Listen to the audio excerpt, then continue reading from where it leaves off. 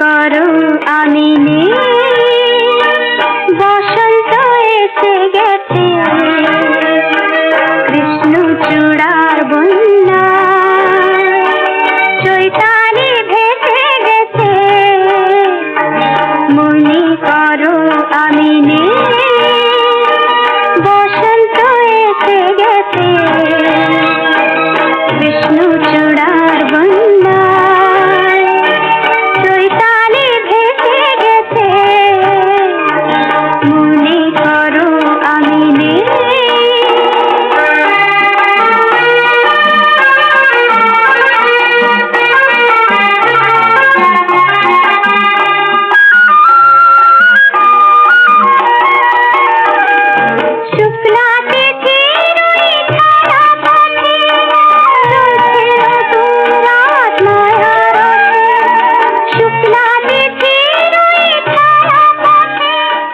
নায়িকা কথা।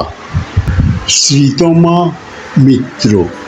বাড়িতে লোকে ওকে তমা বলেই ডাকে। প্রতি গরমের ছুটিতে ও ঝাড়গ্রাম থেকে মার সঙ্গে 1 মাসের ছুটি কাটাতে কলকাতায় ওর মামার বাড়ি ভবানীপুরে আসত। এবছরও তার ব্যতিক্রম হয়নি। ও এসেছে হায়ার সেকেন্ডারি পরীক্ষা দিয়ে। মামার বাড়িতে ওর দাদা, মাস্তুতো দাদা অলোক ওর বন্ধুর মতন, যদিও ও 9-10 বছরের বড় ছিল। তাই অলোকের বাড়িতে বন্ধু বান্ধবদের আড্ডা বসত, তমাও সেখানে ওদের বন্ধু হয়ে হাজির থাকত।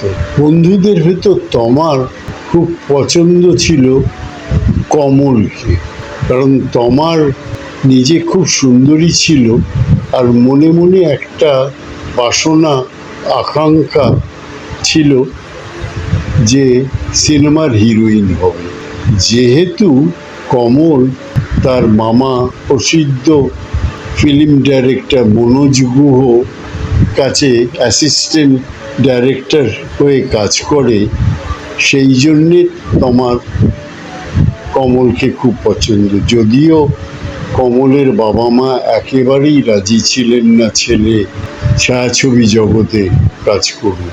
যাই হোক, যেদিন থেকে কমলের থেকে শুনেছে ওর মামা আগামী ছবি গৃহদাহ, শরৎচন্দ্রের গৃহদাহ অচলার চরিত্রের জন্য একটা নতুন নায়িকা খুঁজছে, সেদিন থেকে কমলের পিছনে আদা জল খেয়ে পড়ে গেছে। যদিও বাড়িতে রাজি হবে কিনা জানে না।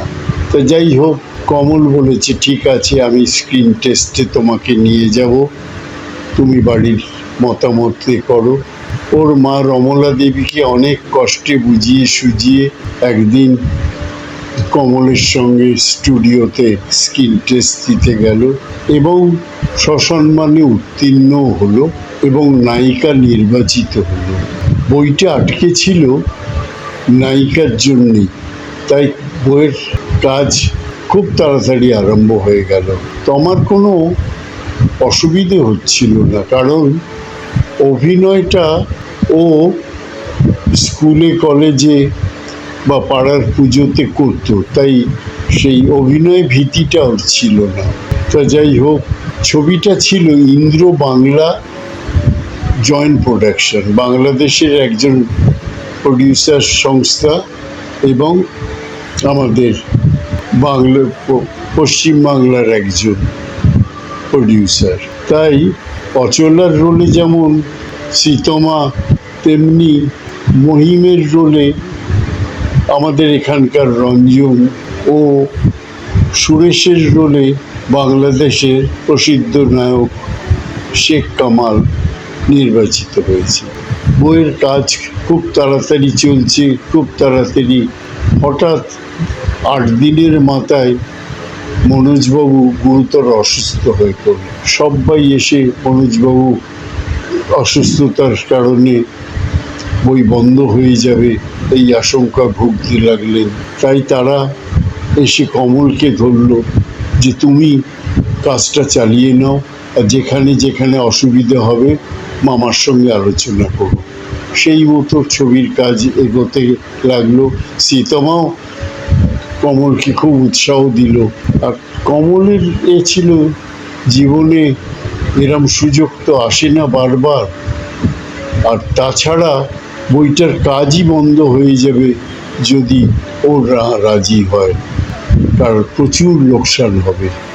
তো যাই হোক, বইয়ের কাজ ও খুব সুন্দরভাবে চালিয়ে নিয়ে মামার সঙ্গে আলোচনা করে বইটা কমপ্লিট হলো, বইটা রিলিজ হলো এবং সুপার ডুপার হিট হলো। যে ফ্লোরে কাজ হচ্ছিল ওই গৃহদাও, তার পাশের ফ্লোরে বম্বের ডাইরেক্টর সুবীর সামন্ত ওনার ডবল ভার্সন একটা ছবি করছিলেন। তাই উনি মাঝে মাঝে এই ফ্লোরে এসে গৃহদার শুটিং দেখতেন এবং নতুন মেয়ে শুনে তার অভিনয় দেখতেন। এবং সীতমার বিশেষ করে রূপে এবং অভিনয় ভালো লাগায় উনি সীতমাকে বলেই রেখেছিলেন যে আগামী ছবিতে আমি তোমাকে নিতে চাই। তো যাই হোক, এই বই রিলিজও হয়েছে এবং সুপার টুপার হিটও হয়েছে। আর রাতারাতি বিজ্ঞাপনের মাধ্যমে সীতমা এখন স্টার হয়ে গেছে। কিন্তু সুবীরবাবুর এই অফারে সীতমা একটা শর্তে রাজি হল, যদি কমলদাকে আপনি অ্যাসিস্ট্যান্ট নেন তবেই আমি বম্বেতে শুটিং করতে যেতে পারবো, নাহলে বাড়ি আমায় অ্যালাউ করবে না। সেই সত্ত্বেতেই সুবীরবাবু রাজি হলেন, কারণ এই গৃহদার হিন্দি সত্ত্বটা উনি কিনেছেন এবং সেটাই হবে। আর যেহেতু সুবীর এই ছবিতে ডাইরেক্টরের কাজ করেছে, তাই খুঁটিনাটি সব কিছু জানে, তাই ঠিক করেছেন ওনাকে দিয়েই, কমলকে দিয়েই সিনেমাটা পরিচালনা করাবেন। এবং যেহেতু হিন্দি ছবি সর্বভারতীয়, তাই ওনার নামটা ডাইরেক্টর হিসেবে থাকবে। যাক, খুব আশা নিয়ে মা রমলা দেবীকে আর কমলকে নিয়ে বম্বেতে গিয়ে সীতমা পৌঁছল এবং যথাসময় কাজ আরম্ভ হয়ে ওখানে 3 মাস থেকে বইটাকে কমপ্লিট করে শুটিং সেরে কলকাতায় ফিরে এলো।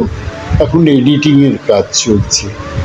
ইতিমধ্যে বাংলাদেশ থেকে একটা অফার এসছে শেখ কামালের বিপরীতে একটা সিনেমারে, এবং পারিশ্রমিকটা হিন্দি সিনেমার থেকেও বেশি। বাংলা সিনেমাতে তো মাত্র 10 লাখ টাকায় সীতমা কাজ করেছে, হিন্দিতে লক্ষ টাকা ছাড়িয়ে গেছে, আর এটা তার থেকেও বেশি টাকা। তাই টাকাটাও একটা বিরাট অঙ্ক। কিন্তু ওই একই সত্য যেটা সুবীরবাবুকে দেওয়া হয়েছিল, যে যদি সহপরিচালক হিসেবে কমলদাকে নেন তবেই বাড়ির লোক আমাকে ঢাকায় শুটিং করতে যেতে দেবে। অগত্যা তারা রাজি হলো এবং রমলা দেবী মানে সীতমার মা এবং কমলকে নিয়ে ওরা ঢাকার উদ্দেশ্যে রওনা হলো। সীতমার প্রতিবারই একই সত্য সব প্রডিউসারকে দেয়, যে কমলদাকে যদি অ্যাসিস্ট্যান্ট করে নেন তবেই আমাকে বাড়ি লোকে অ্যালাউ করবে বম্বে বা বাংলাদেশে গিয়ে শুটিং করতে। এই নিয়ে একটা রসালো নানা রকম গল্প ইন্ডাস্ট্রিতে ছড়িয়ে পড়ল। যদিও দুজনেরই হয়তো মনে একটা দুর্বলতা সৃষ্টি হয়েছে একে অপরের জন্য। আমি